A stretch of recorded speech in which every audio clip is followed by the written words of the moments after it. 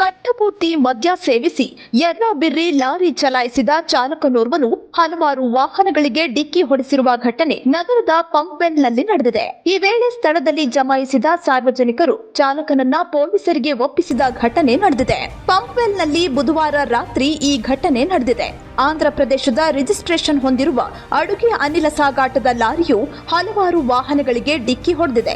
ಆದ್ರಿಂದ ಸಾರ್ವಜನಿಕರು ಚಾಲಕನಿಗೆ ಎಚ್ಚರಿಕೆ ನೀಡಿ ಲಾರಿ ನಿಲ್ಲಿಸುವಂತೆ ಹೇಳಿದ್ರು ಆತ ಮತ್ತೆ ಲಾರಿಯನ್ನ ಚಲಾಯಿಸಿದ್ದಾನೆ. ಆದ್ರಿಂದ ಸಾರ್ವಜನಿಕರೇ ಚಾಲಕನನ್ನ ಹಿಡಿದು ಪೊಲೀಸರಿಗೆ ಒಪ್ಪಿಸಿದ್ದಾರೆ. ಲಾರಿ ಚಾಲಕ ಮದ್ಯ ಸೇವಿಸಿರೋದಾಗಿ ತಿಳಿದು ಬಂದಿದೆ.